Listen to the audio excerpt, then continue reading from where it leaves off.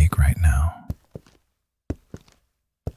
You already know this hour feels different. The world slows down, the noise fades, and the night starts paying attention. These stories don't chase you. They wait. So stay with me. Let's begin.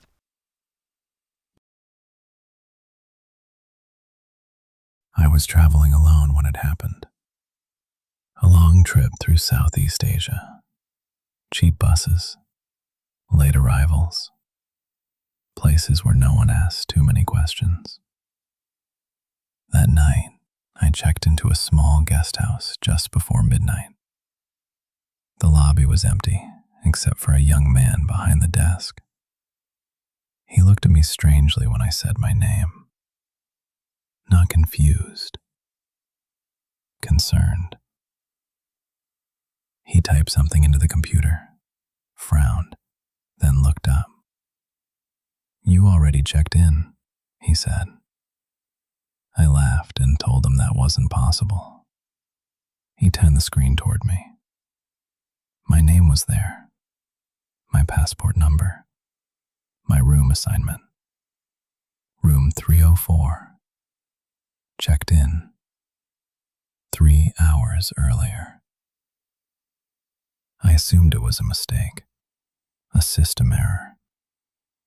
The clerk hesitated, then said quietly, "You look exactly the same."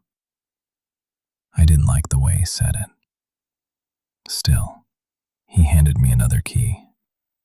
Room 307. "If you see him," he added, "don't talk." The hallway was long and poorly lit. As I walked, I passed room 304. The door was slightly open. Inside, I could see the light was on. I didn't stop. I told myself I was tired. I locked myself into room 307 and sat on the bed, listening to the hum of the air conditioner. At 2:16 a.m., I heard footsteps in the hallway. Slow, measured.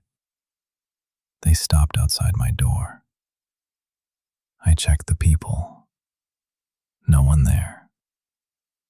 Then I heard a sound that made my stomach drop. Someone exhaled. On the other side of the door. Not nervous. Not angry. Just familiar. Then a voice spoke. My voice. "You took the wrong room." I didn't respond. I stood perfectly still. The voice continued, calm and patient. "It's confusing the first time." First time. The footsteps moved away, toward room 304. I didn't sleep. At sunrise, I left immediately and checked out without speaking to anyone. As I walked down, the clerk glanced at me, then at the computer screen. His face went pale. "He hasn't checked out," he whispered. I didn't ask who he was. I already knew. Weeks later, in another country, I booked a different place. Different city, different language. When I arrived, the host greeted me politely, then paused, then said, "You came back sooner than expected." I asked what she meant. She showed me her phone. A message from me, sent that morning. "I'll be staying longer." I stopped traveling after that. Stayed in one place. Kept my routine simple. But sometimes, late at night, 2:17 a.m., I hear movement in my apartment. Not footsteps, adjustments, like someone getting comfortable, like someone settling into my habits. Once, I caught my reflection in the mirror. It smiled.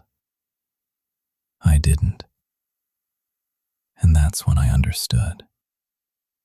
It doesn't follow you. It replaces you. Slowly, carefully, staying where you've been, living the life you keep leaving behind.